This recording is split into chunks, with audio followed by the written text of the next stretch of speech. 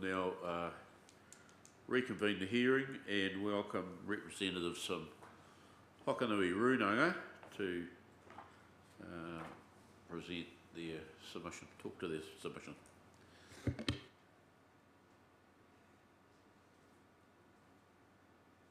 Kia ora koutou. Sorry, I can't see anyone, but hopefully you can see me and hear me. Yeah, we can see you, Amy. We've got a little bit of a glitch with our camera, so I'm sorry. We'll just be a blank face. All good. So I'm happy to just go straight to questions. I was listening in this morning to Courtney Bennett's chat through her supplementary evidence in section 42A report. I'll also pass over to Terry if he's got anything he wants to say before we get into that. I'll just go straight to questions too. I think it's been a request on climate change on it.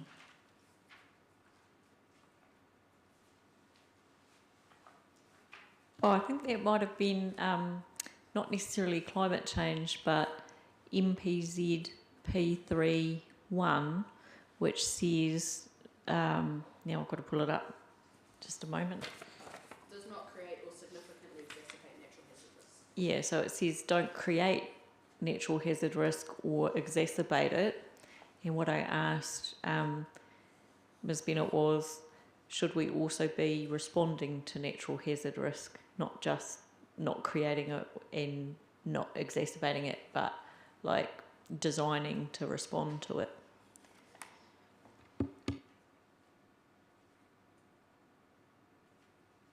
I think just to clarify a little bit, I think the query that was raised by Terry is in relation to, and we've just seen the minute come through now, so it's for the forestry, afforestation minute that came out in relation to the rural chapter. I only just got the minute through this morning because I think it had gone to Linda Murchison by mistake.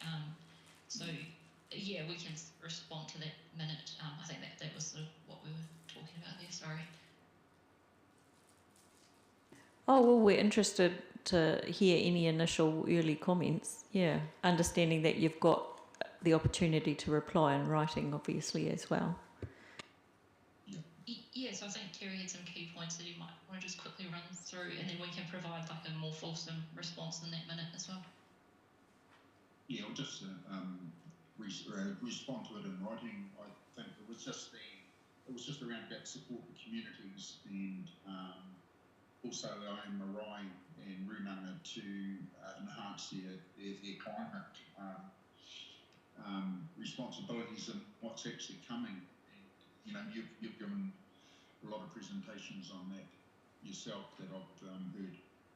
So it's just about actually ensuring that the government is actually on track, keeping them honest with their carbon emissions, and also us being responsible in our procurement options of, you know, we're using couriers and that to actually deliver parcels, and that's actually emitting into the ozone and things like that. So that's what we're concentrating on now, and also the forestry question. Does that make sense? Yeah, it does. So that's something that is going to be part of our deliberating on all the responses that come back. So it's not surprising that you've highlighted that.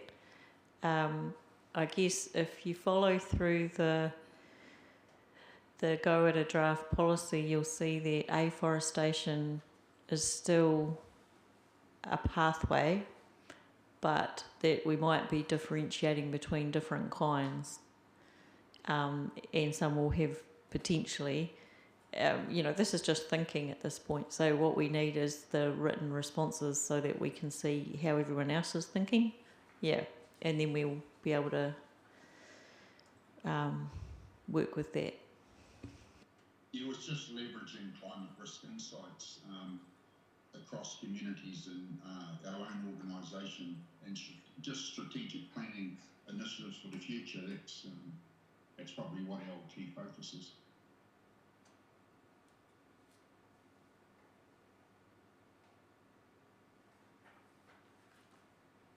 Something we've been spending a bit of time on this morning is talking about policy 2 and the way that it's been redrafted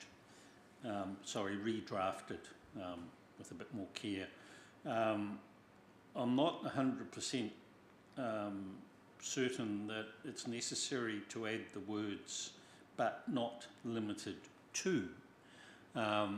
It's almost as though the second part of the policy reads as a rule, notwithstanding that there's four or five things that are listed there that can happen on the zone. Isn't that the purpose of the rules? And wouldn't a more simple policy just be to provide for a range of activities which support the Maori holistic wellbeing? I'd be interested in some feedback from all concerned. Thanks. Yeah.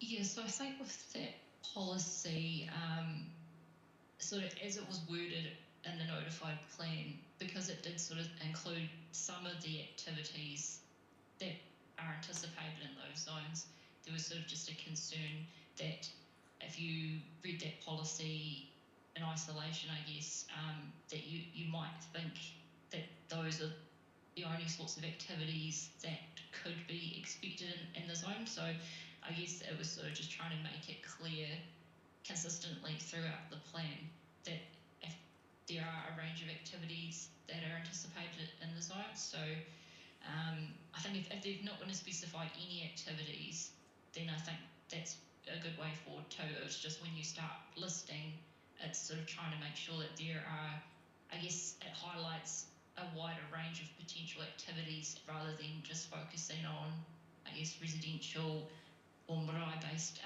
activities, which quite often are the activities that are anticipated in these sorts of zones. So it's sort of just trying to make it really clear that it's not just those types of activities.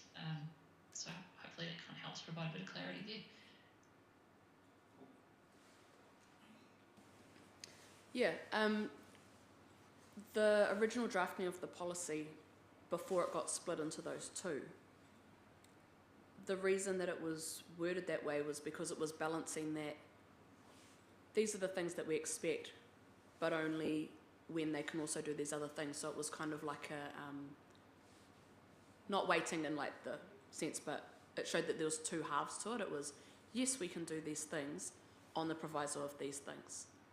But when it's been split out into MPZ P2 and P3, you kind of lose that. So it gives it a little bit less context for what's been pointed out here. So that's my only commentary on that. Because I had a look at some of the other zones and we don't list out uses that are generally the permitted activities in those zones.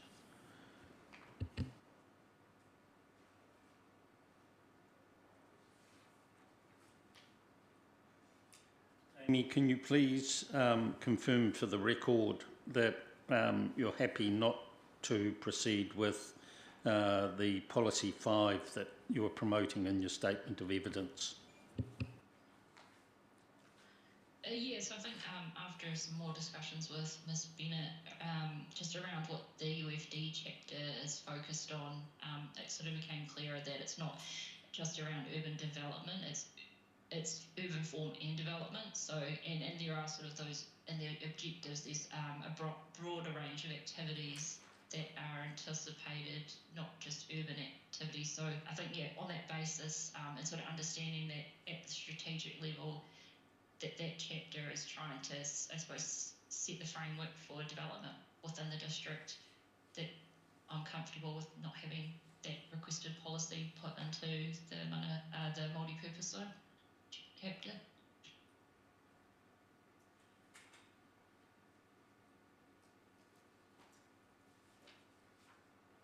So that is what I was picking up, that between the two of you in your dialogue, it was hinging around this idea that the UFD strategic objectives do provide that level of scope. what it leaves me wondering though is, are we taking the phrase urban form and development and giving it a particular slant in the Gore district? Should we be looking at higher order documents like the RPS and national direction to make sure that we are not, because obviously those are going to have significant weight in any decision, and if they don't support that way of looking at things, then what I'm picking up is, if your agreement is hinged on that being the case, if you look at those higher order instruments and we find that there's some sort of discrepancy in what you're trying to achieve, then I'm wondering if we have to revisit.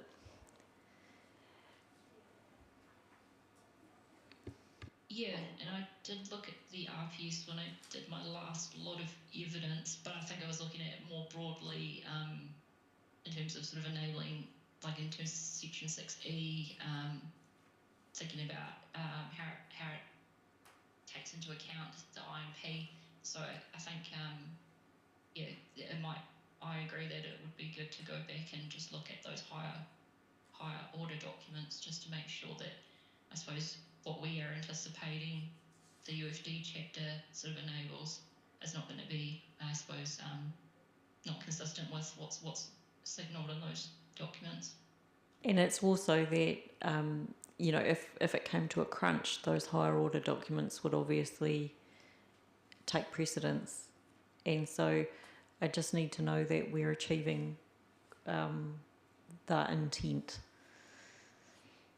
And I thought so option one is you look at those higher order documents and we find that actually they do support this interpretation, and that's okay to buy.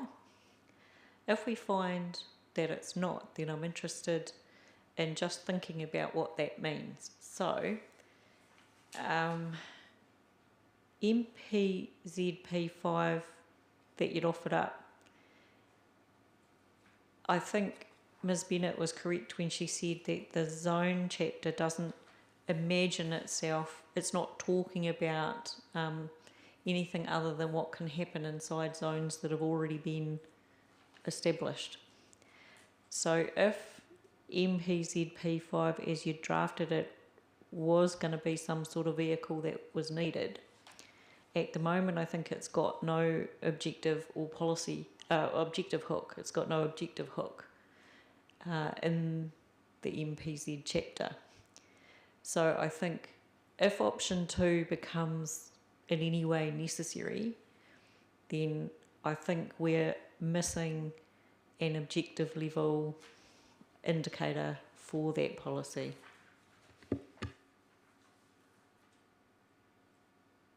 Yeah, I think when I was putting together that proposed policy, I was looking at objective 2, around mana whenua are able to exercise their rangatiratanga and kaitiakitanga, and I guess I was sort of thinking about it in that broader context, and how do we enable, I suppose, those, the exercising of those things, and thinking about, I suppose, future aspirations that could come out from mana whenua. So I guess I was sort of looking at in that broader context, but yeah, I would agree that if we do have to come back to that and to look at that policy, then there should be something clearer in the objectives as well, because it was sort of more a broader way of looking at it.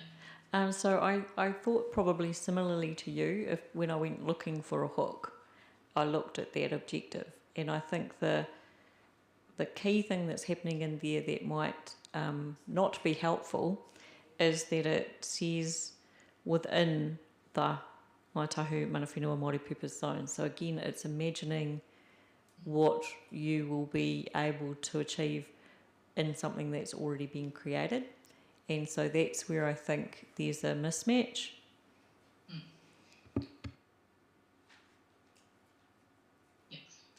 see that now.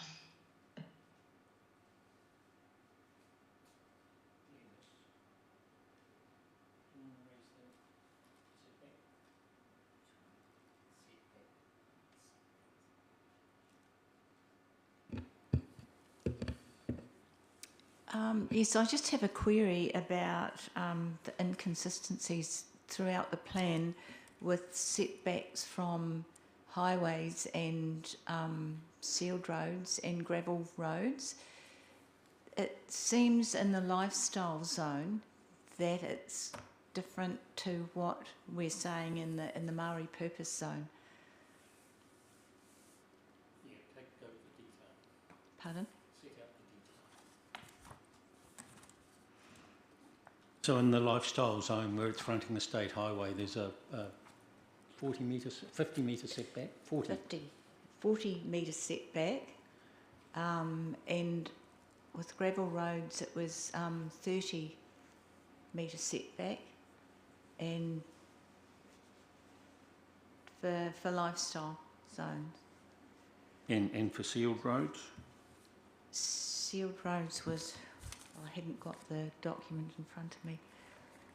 Well, I guess the point you're asking is that if the Maori purpose zone is surrounded by rural lifestyle, why doesn't the same standard apply? Is that question for me or for Ms. Barron? If either of you want to comment. Ms. Barron, do you want to go first or do you want me to go first? I think if you are able to, because we didn't actually put in any submissions on these standards, but I'm guessing when these rules were drafted that there was some sort of consideration around what's an appropriate sort of setback to enable, I suppose, the range of activities that are anticipated in the multi-purpose zones,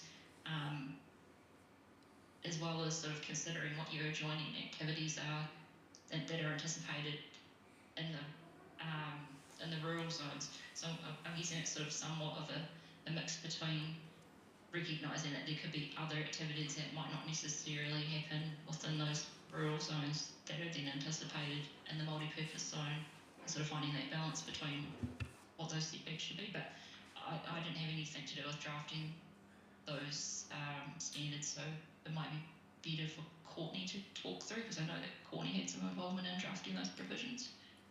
Yep, I'd agree with everything that Ms. Barron said, and I think it is an important point that there was no submission on that matter. But as we talked about earlier, none of the multi-purpose zones are on unsealed roads, none of them are on state highways. So that's that part. The other part, I don't give a lot of weight to being consistent with the zones around them because it's a different zone. And in the same way that there's going to be a boundary where it's between rural and residential, and they're going to have different provisions, it's just the same here. So the provisions that we've set down, including the setbacks, are relative to the activities anticipated in a multi-purpose zone, in the same way that the provisions within a residential zone are bespoke for residential uses, commercial to commercial, rural lifestyle to rural lifestyle. So they're all tailored to the zone that they pertain to.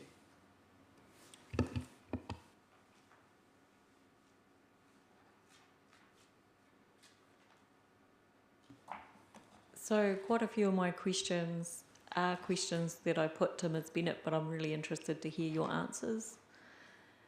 So the first one's kind of the easy one, I think. So at your paragraph 18, I'm curious about the name for the Ngaitahu Manawhenua multi-purpose zone. It's a long name, and I thought to myself, I wonder why it doesn't just say Ngaitahu multi-purpose zone or Manawhenua multi-purpose zone. So if you could help me with that, that would be awesome.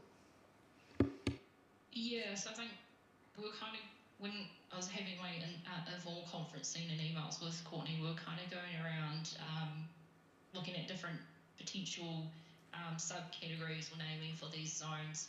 And so we sort of went from Tangata Whenua zone, which would would be sort of your broader multi-purpose zones of mana whenua, and then it was, well, if we had tangata whenua, mana whenua, should it be Ngāi Tahu mana whenua? So it was just, I think, because there were so many different potential names that we're trying to pinpoint what's the easiest, most distinct way to make those two different types of groups that are using these zones really clear, that it kind of went to Ngāi Tahu mana whenua.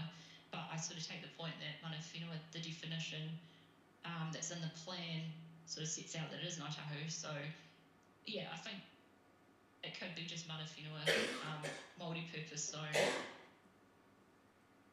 Okay, yeah, as long as that, because I thought maybe it could be a choice between either of them, like Ngāi Tahu multi-purpose zone, because understanding that you've got kind of two layers sitting in there, well, more than two really, but yeah, but so you'd be happy with mana whenua multi-purpose zone?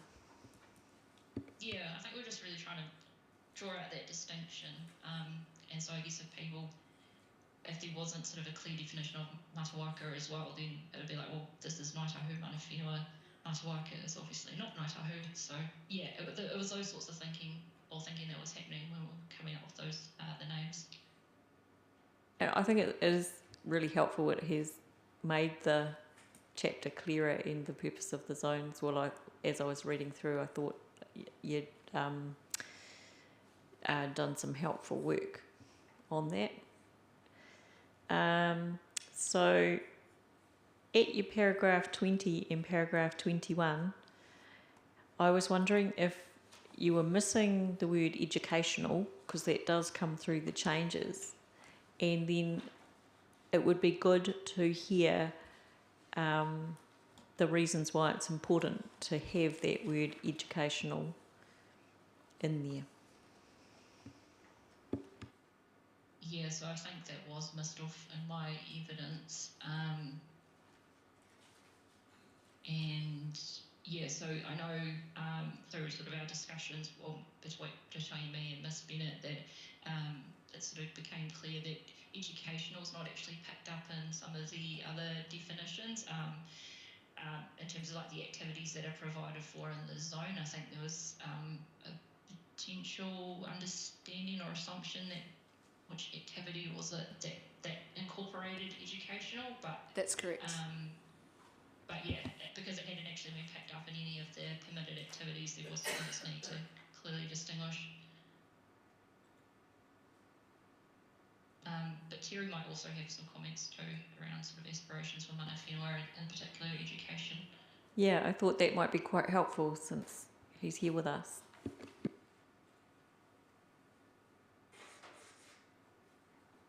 Mute, Terry. You're on mute. Yeah, I'm not sure if if I really get the question, but education is at the heart of our succession, and educating exactly what we do. So I think we just should write that and put that in our submissions in writing. But if you have a look at the methodologies that we're applying in the Aramara Maya, if you look in the Miracle Regeneration website, it's riddled right through there, our commitment from year 7 to 13, then on to university polytechnics, and then on to the workforce platform. So that's one of our key drivers, and that program in its entirety has got international investment in it from Australia, and Rio Tinto's investing in there. Most of the corporates around New Zealand are actually looking at investing in there, and we're actually got that program running at the moment at Aurora College, Southland Boys High, Southland Girls High. I think there's a few discussions around with the Gore secondary schools, and yeah, so education is at the heart of our delivery component. It's one of our values actually. It's embedded in our social license.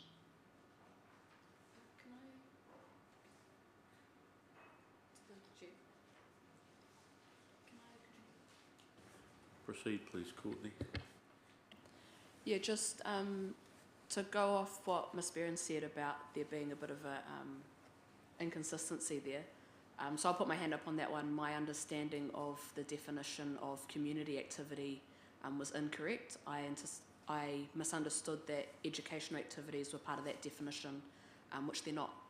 So education, right from the start of drafting, was anticipated across the zone. So at the time of drafting, for example, Matoda Marae specifically requested to be able to do educational activities within their MPZ based on a aspiration to be able to educate Māori within the district locally instead of having to send them potentially to Invercargill for school. Hokonui Runanga expressed a similar request. Many of you will be aware that for quite a while they've had a alternative education program run out of the Runanga for a time. So it was always anticipated that educational activities were happening across these areas. The only reason it's had to be requested through submission was because of that incorrect understanding that I had that it was already included in the community activities definition. And I looked up the definition of Maori customary activities, which is Rule 1, and it's not covered by that either, as the snow falls quite heavily outside our window. The other thought was that I guess from a Maori perspective, one of the good things that the government's done is looking at charter schools, which actually opens up greater options for education and on the Maori purpose zones. And I fully understood the desirability of actually having that new rule in there. I did wonder though, in terms of the criteria, it talks about the matters of discretion and refers to any function or tikanga related requirements. Is that really just intended as meeting cultural needs, or is I just wondered what it includes and whether that's the appropriate wording. That wording links back to Objective 2, and the purpose of it is if a matter of discretion or anything of that matter can't be met, but it can't be met because of a functional or tikanga related reason, it provides an opportunity for that to be taken into consideration during decision making.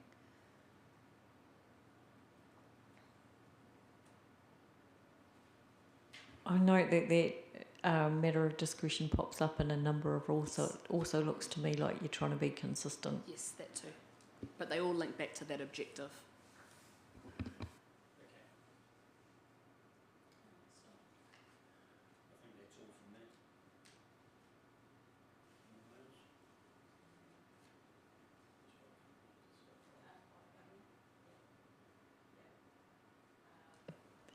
So another line of questioning I had from Ms. Bennett was, say at your paragraph 25, I was wondering why we're only talking about avoiding and mitigating and not remedying. I wondered why that was missing. And I wondered if it was intentional, so that we need to understand why. And if it's not intentional, then we may need to fix it.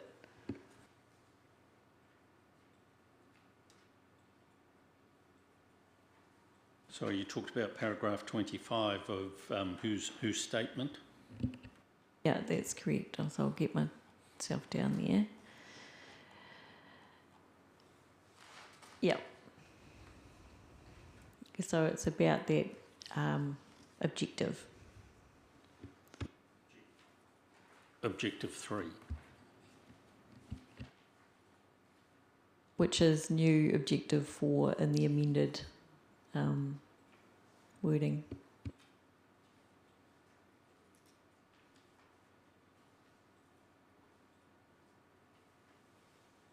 I probably interrupted people's thoughts, so what is your question, please? My question is, why are we only talking about avoiding and mitigating and not remedying? I guess at the moment, when I'm reading the evidence, I don't know why. And there might be a good reason why, I just don't know why. But if it's not intended to leave out the option of remedying, which is obviously an option under the law, we may need to correct. So I guess this is just me trying to understand why we've only got avoiding and mitigating there, and if it's intentional.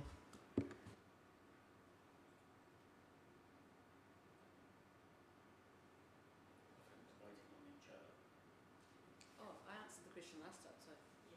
Oh, So okay. this is for you, So Ms. this is Beran. for I objective apologise. three. Yes, yes. Sorry, objective 4, is it? Yes, it's the new objective 4. Yep. Yeah, I don't know if it was intentional or not to leave out remedy. That was sort of one of the objectives that I didn't have too many suggested changes for. So yeah, I'm not sure why remedy was left out. If it was intentional or not. Sorry. Okay. And then what cascades down from that objective? We've got the wording of MPZP3, subclause 3 in the proposed wording, and it only mentions mitigate. So I guess what you're saying is that the objective has restricted what you can do at that level from all of the options that are available under the law to only 2. And then when we come down to MPZP3, it's whittled down again to just 1. So again, I want to understand if it's intentional, and if there's a reason behind it, we need to understand that, or whether we are missing something potentially.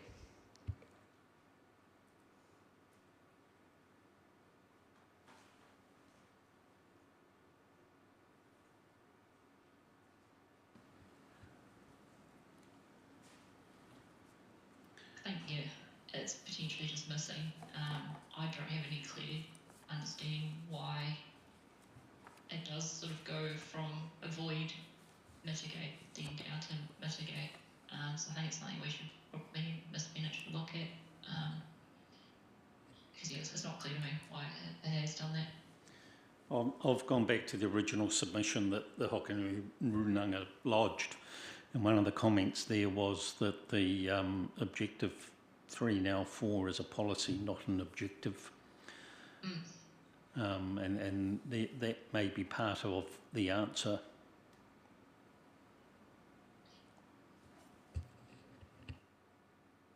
Well, obviously, in terms of what we do about it, we will be governed by the scope of submissions. But given that in my questioning of yourself, Ms. Bennett, aside from getting that clear rationale from Ms. Bennett that within a multi-purpose zone it's not always going to be possible to avoid something like a natural hazard, that came through really clearly. But of course, in MPZP3, we're not restricted to just thinking about natural hazard. We could be thinking about any number of things. So if it's true that we've got perhaps a drafting quirk here, it might be a job to think about what the scope of submissions are to addressing that. Yeah, and I think potentially it is more of a drafting quirk than anything else, because it could be avoid, remedy, or mitigate. So it doesn't have to be you have to avoid. And I guess, yeah, that's sort of what Ms. Bennett had picked up on, is that there will be situations where you can't avoid. So having those sort of options to work through, I think, yeah, should be looked at. Yeah, and I thought, I mean, it's possible that you may be able to avoid some things by design, maybe. I had a little question mark in my head. But I think we will be constrained by what we've got to work with in scope of submissions to address. But it sounds like we probably do need to. Yeah, I agree. I, excuse me, have another question pertaining to MPZ P3, the mitigate any significant adverse effects. I wonder if you could explain what you would mean by significant adverse effects.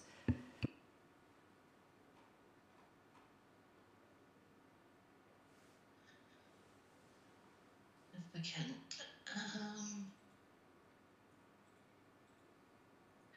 Let's have a look at the original drafting because I think there have been quite a few changes made. I can't actually remember if we brought in significant or if it was already there. Oh no, it's just adverse effects. I'm looking up the same thing as you at the moment, so I'll jump in when I find the answer for us. Yeah, I think there was some discussion around is adverse effects too low of a threshold, because yeah, I guess adverse effects can be pretty minimal. There can be adverse effects, but it can still be okay. So it's sort of trying to try and create a bit more of a threshold around what sorts of adverse effects are we trying to, when we're trying to restrict activities in these zones, what sorts of adverse effects are we trying to manage? And if we sort of say any adverse effects, then potentially that's quite a low threshold to be restricting activities within the zone based on. I think that's kind of where we got to with that, putting in the significant. Yep, that's consistent with my understanding as well. So just to clarify, the term significant is something that I recommended in response to the original wording that was recommended under the submission from Hokonui Runanga, which was quite different. And in my section 42A, I stepped through my reasoning for not just taking their wording specifically, but the reasoning for that using the term significant adverse effects is exactly what Ms. Berrin just described. It was about raising that threshold. Yes. I think that then leads us to thinking about, again, that restriction down to the word mitigate. You know, some significant adverse effects you might mitigate, but some you might avoid, or maybe even remedy, I don't know. Generally, if it's significant, you want to avoid it. If it's more than minor, you want to mitigate it. And that's another interesting threshold, that minor, more than minor, and then significant, and sort of these gradations, if you're trying to sort of be clear about that threshold point. Is it the more than minor threshold that Commissioner Havell mentioned, i.e. thinking about that applying in relation to Section 95, for instance, that being the threshold at which you make different decisions about who gets spoken to and consulted? Is that a better threshold potentially than significant? It could potentially be, yes.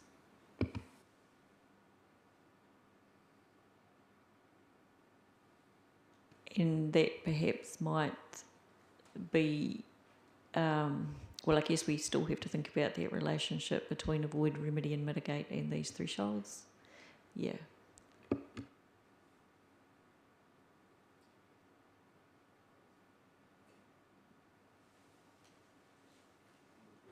Yep, I've got more questions. Scott, can I just clarify that too, please? So what about just adverse effects? So there is nothing, there are only significant effects, not adverse effects, that we're covering here. One of the concerns that we were looking at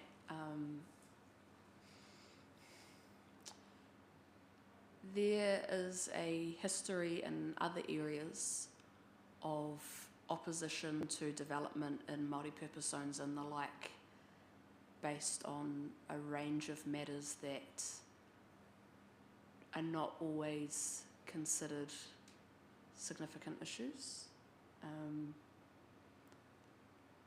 I've been part of situations where people have opposed Māori development based on amenity for reasons that are hard to justify. So what we were trying to get at with that talk about significance was, as Ms. Barron said, to raise that threshold so genuine matters will always be considered in decision making, but ones that may be disingenuous might not meet that threshold.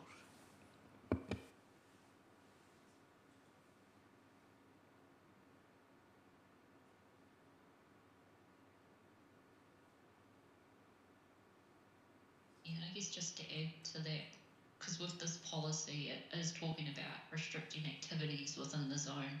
So it's I guess thinking about if you are going to be restricting activities, then you sort of want to be sure that, I suppose, the potential adverse effects, which could be a reason for restricting that activity, that they have to be, somewhat significant. I can explore a different word or sort of look at it in a different way, but yeah, I guess, does that sort of justify why you would restrict the activity? And how it reads at the moment says any reverse sensitivity or adverse effects. And that's sort of, I guess, trying to figure out where that threshold should sit, because you are potentially saying you cannot do an activity in the zone because of that. So I just wanted to pick up, because the point that you just made, that reverse sensitivity or adverse effects point, I'm looking at that in relation to MPZ P4, and so I was understanding P3 and P4 doing slightly different things.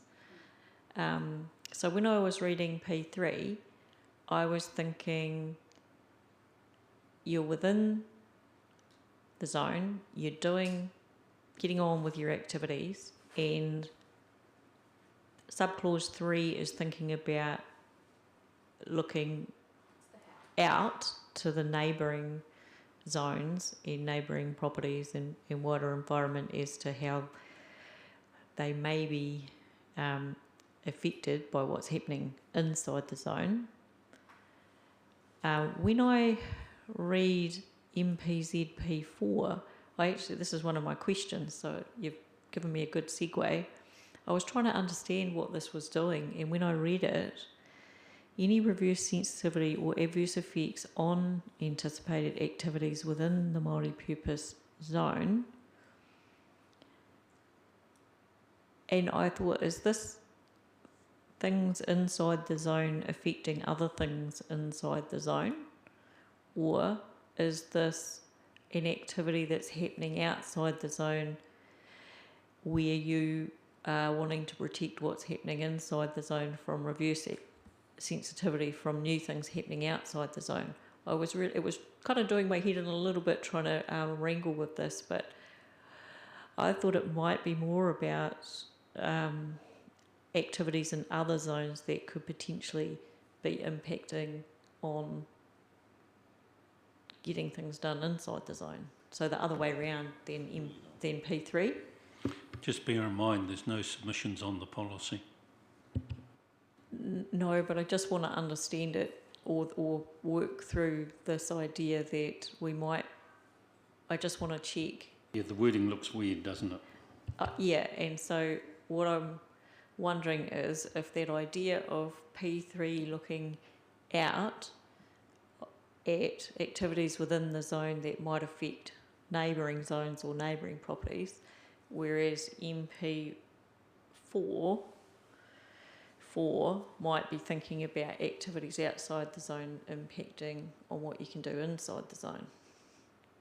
Do you think that's a fair way to look at it? Otherwise we're going to have to resolve somehow what is happening in P3 so that it's not overlapping or duplicating what might be happening in P4. I can respond to that if Ms. Barron would prefer me to. Yeah, because I think P4 was formerly P3. Yeah. And I think when I was looking at P3 and sort of during discussions with Ms. Bennett, because there was a submission point that was made around a bit of confusion around what that original P3 was targeting. Was it, adjoining sites adjoining multi-purpose zones, or was it, internal, managing internal sort of effects within the zone?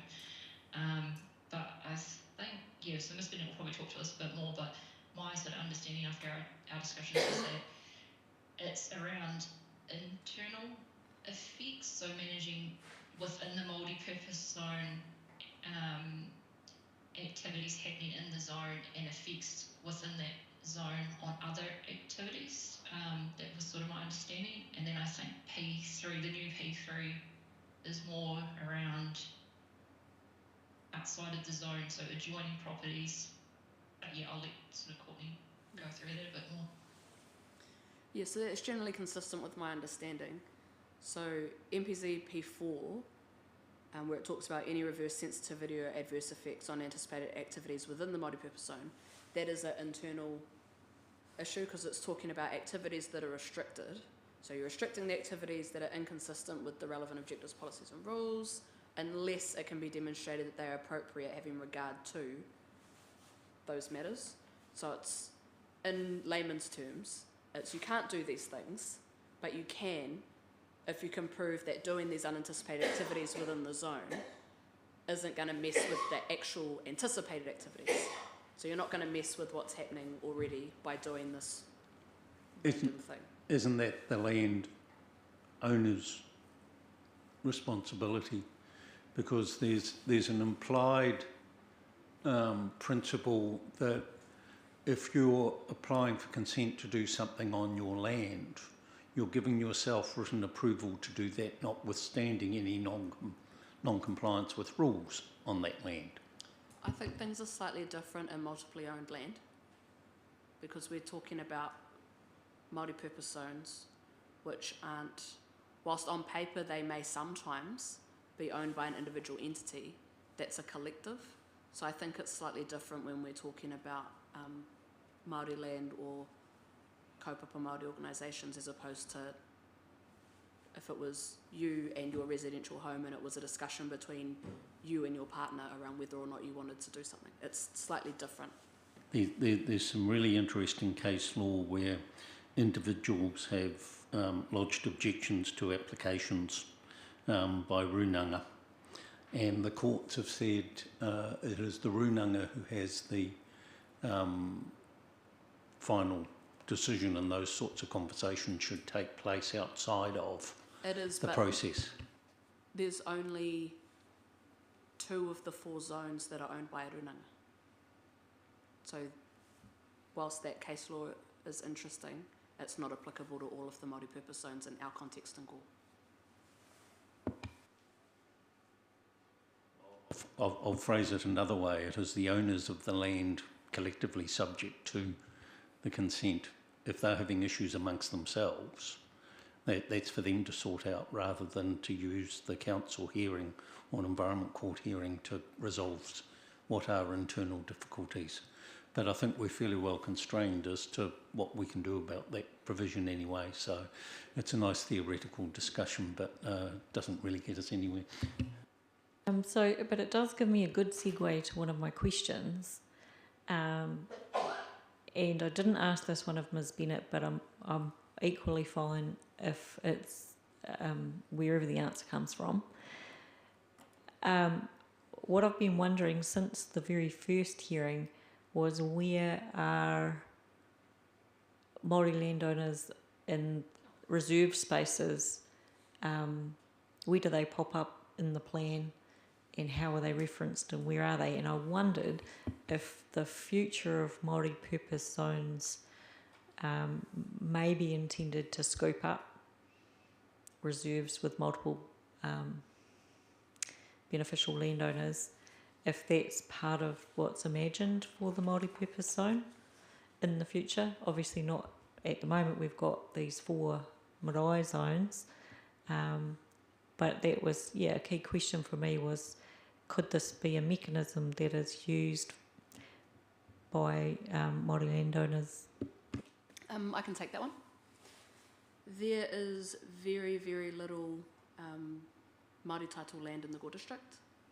There's 3 adjoining parcels at Tuturo Māori Reserve, and there's 1 parcel at the Hokonui Runanga MPZ. They've flipped that title.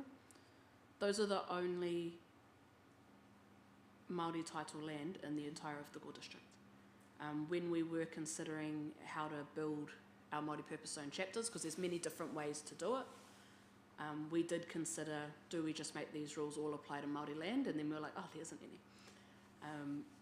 Initially, there was a proposal to have Māori purpose zone on the Māori title land at Tuturo, but that wasn't something that was supported at that time. That's actually the one I was thinking of. I always thought, I wonder why, I wonder what's happening there. So that's, Yes, so we initially proposed one there in the very first draft, but the feedback that we got back from Mana Whenua was that that was not desired by, well, we didn't receive any support for it. We didn't receive any support for it. The Runanga advice was if we couldn't receive any support for it, then we shouldn't follow it. Kia ora, that's really helpful because I've had that question bubbling away. It's really useful to know that that's all happened and that's why we are where we are. Very helpful. So I do have, bear with me everyone, just a few more. So I'll ask the primary production question that I asked Ms Bennett. I wanted to check that primary production was the right term, thinking about everything that it picks up from the national planning standards and then trying to imagine its relationship with the Māori purpose zone, so what we might be imagining it to cover. So for instance, I read primary production and I thought, could it be land-based primary production? And then I thought, maybe it's primary production because that incorporates aquaculture as well. I wasn't sure why we were using the term, so it was really just checking about the choice of terminology.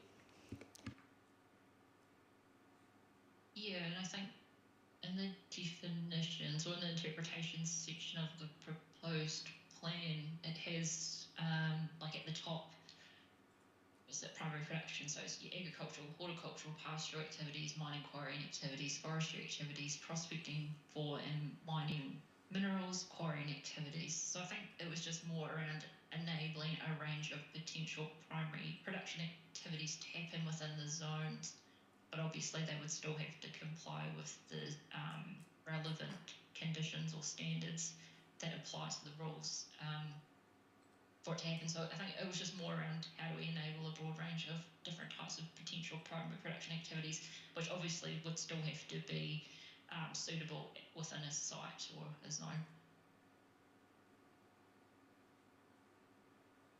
That's helpful. And when you rattled off the plan definition, I think we're probably in that situation where the National Planning Standards definition will have final say. But Kia ora, that's helpful.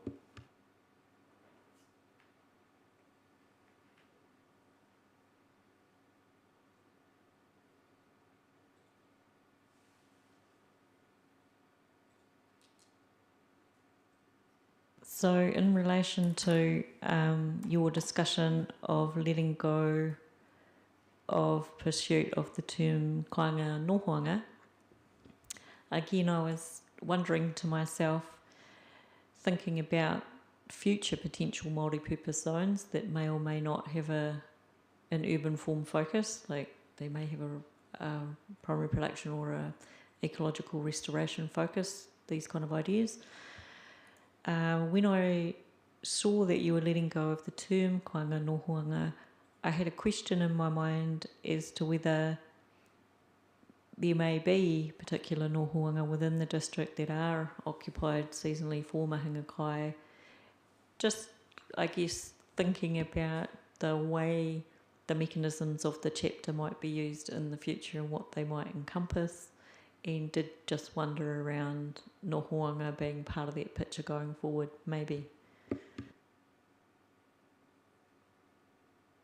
Yeah, I think potentially, depending on, I suppose, future development, it could come into it because it is quite a broad, from what I found looking through the IMP, the term is used in quite a few different ways, so it depends on the context within which it's used. So, yeah, there could be sort of, I suppose, more multi-purpose zones that are more focused on, I suppose, yeah, seasonal camping or having sort of more connection to Mahanga Kai, so you've got sort of your occupation sites. So it could come back in the future, but I guess how it was requested in the submission to be included was as a alternative to Papakainga, which we sort of just didn't have that, I guess, direction to be able to, or for me to be able to support it being included alongside Papakainga at the moment anyways. But are you thinking that it's not precluded from, like if we don't have the term in there and we're not using it, we're not losing anything there? Not at the moment. I mean, yeah, I think just how it was requested to be included in the plan in the submission was that it, without sort of having, I suppose, the supporting information to, I guess, justify why it would be an alternative to Papakainga. In that context, it probably wasn't appropriate to have it there. But, yeah, I suppose I'd have to look at the scope of the submission just to see if there could be room to maybe pull it through in some of those other ways in which it's expressed. But yeah, I don't think it necessarily loses anything by not including it either. It just probably provides a bit more of a clarification of how it can apply within the district. Right, that's important. Yeah, to hear you say that is quite important. I just wanted to check that we weren't losing anything, but if the scope of the provisions gives room for it, then all it would be adding would be clarification if it was there. So, kia ora, that's helpful. Courtney, you want to comment? Yeah, just to add some further context for the panel, within the submission, it seemed to be asked for as a synonym for Papakainga in the same way that in a Canterbury context, mana whenua in Canterbury use the term Kainga Nohoanga and Papakainga interchangeably, as if they would mean the same thing. Your points around Nohoanga and the more common meaning of the term Nohoanga as opposed to Kainga Nohoanga being two different things. All of those Nohoanga anticipated activities would come under the current definition of customary activities in the plan. So yeah, just some context there for the panel.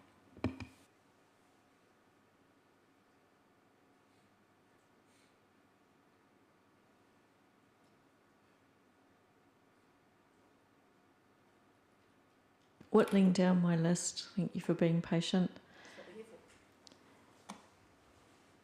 I'm looking at paragraph 40 of Ms. Behrens. Just getting down there myself so I know what I'm talking about. Okay. So in this drafting of MPZP4, we may not be able to do anything about this, but at the moment we've got an appropriate in the entry string, and then in the very first subclause we've also got appropriate. We've got double appropriate. And the answer might be big shrug of the shoulders, can't do anything about it. But just noting, and if there was something we could do about it, it would be useful to have advice on what that might be. So potentially not having appropriate and then appropriateness. Exactly. I think it's, yeah. Yeah, I think it's something we could look at. Yeah.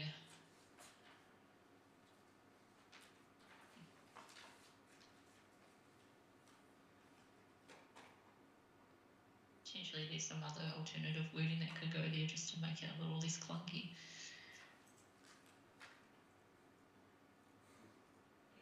This is a really important conversation, this next one, and it's one that I needed to have with you, but I'm fine if Ms. Bennett wants to jump in. So, looking at particularly the mana whenua or Ngāi Tahu mana whenua Māori purpose zones, which are the marae, and thinking about them as places in the district where rangatiratanga is able to be fully expressed or to that greatest extent practicable that's intended.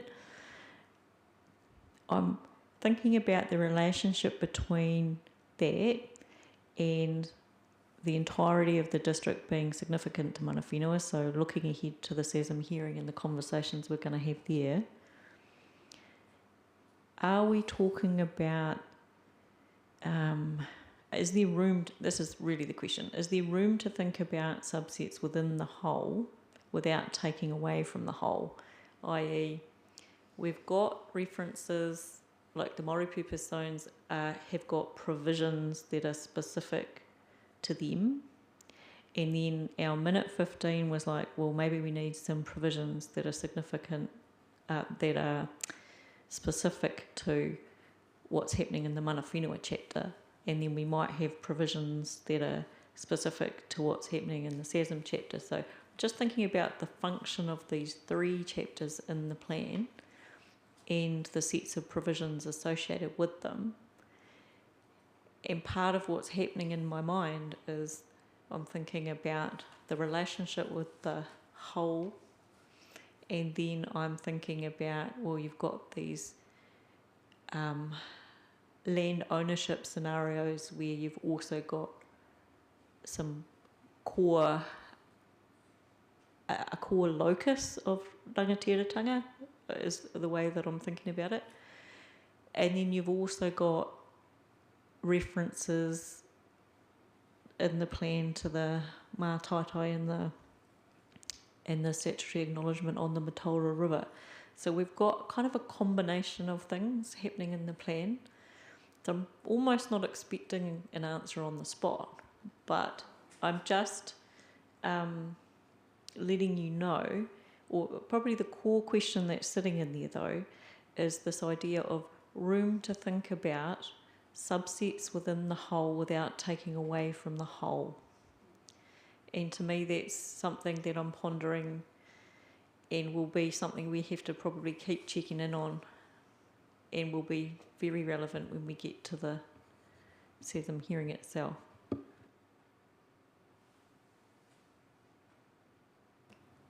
Amy, you can go first if you want. Oh, sorry. I was just going to say it's good to keep in mind because we are about to start thinking or discussing the SASM chapter and what's coming up in those hearings. So we're sort of starting to have those discussions now, like with Hokanui Runanga, and yeah. So that's good. I've just jotted that down.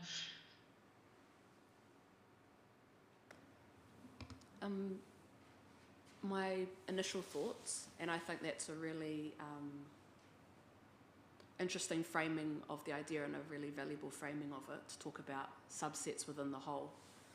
I think in the context of the Māori purpose zones, it's important to look at,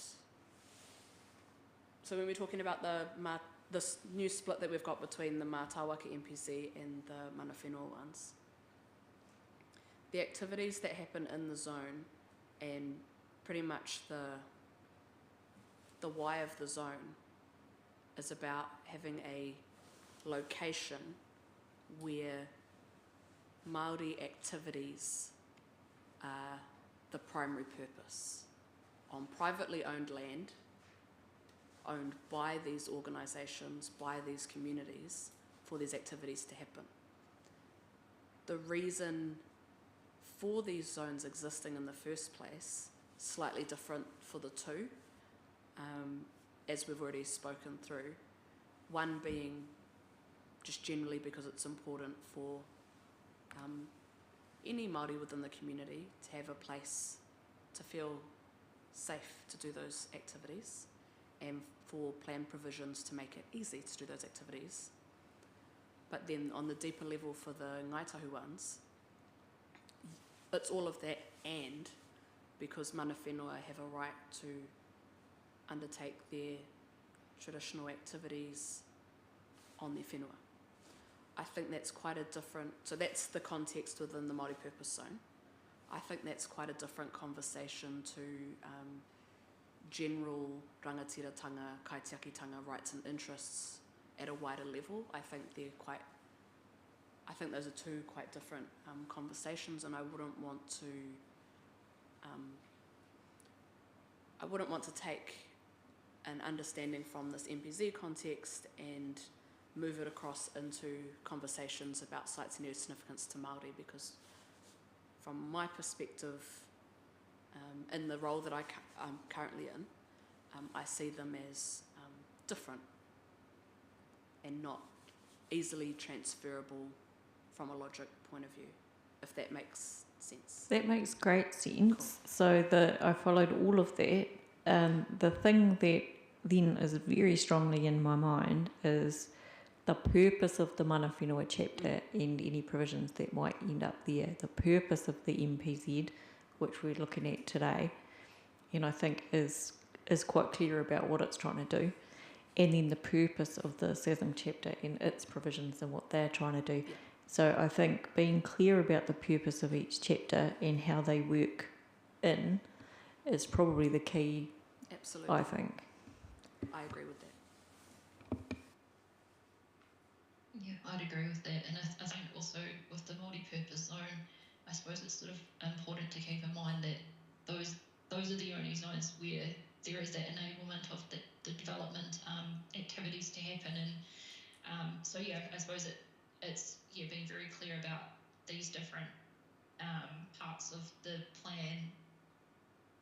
This is the purpose, this is the intention behind each. I suppose, hopefully that makes sense. That link to development, I think, is really important, because that's the purpose of the Māori Purpose Zones, is development, whereas in matters regarding sites near significance, that's not predicated on developing things to enable mana whenua to have that relationship. There's not a development aspect to that, whereas Māori Purpose Zone, there's a development aspect. Or the enablement of, if that's what's chosen.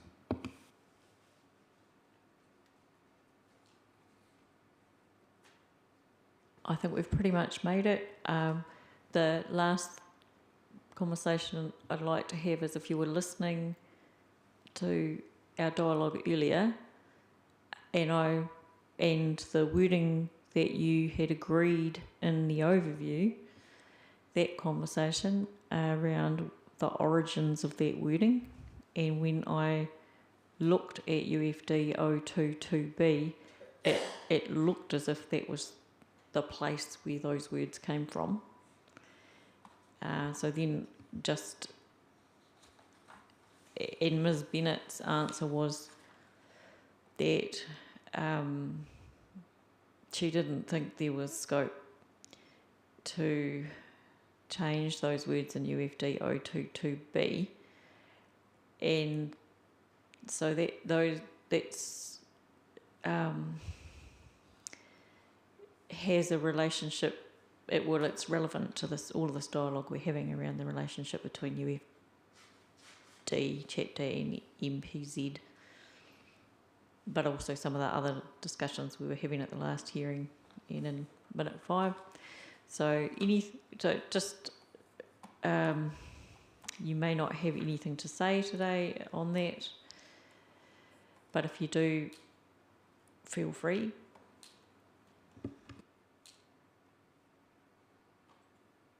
Yeah, I think scope was a consideration, and whether, I guess, the submission that has been put in, or that was put in, allows for us to go there, and that's sort of why we did put it in the overview section, just to avoid any potential issues for that reason.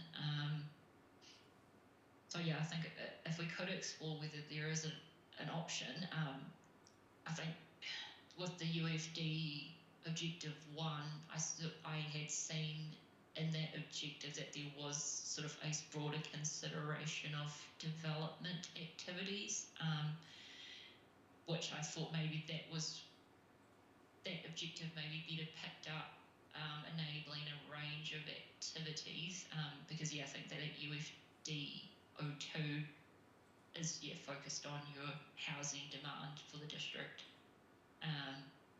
and so with that part 2B around potentially extending or having new multi-purpose zones, it was sort of in relation to meeting that housing demand. So I think it sort of got into the point where it was 01 is sort of your broader enablement of a range of activities. 02 is more your sort of residential. And so if we put it into the overview section of the multi-purpose zone, just providing that direction that these are the places that you look, then if there is a scope issue, which I was also concerned about, then that helps to provide that guidance. That was sort of where I'd got to.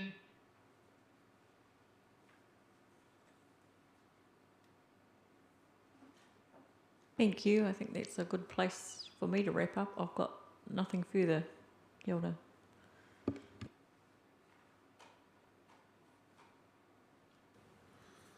Okay, just like to thank the Whakanui Runanga for speaking to your submissions. That's valuable, and obviously we'll be getting the benefit of your input in the future. I will now adjourn the panel until about 3 o'clock. Okay.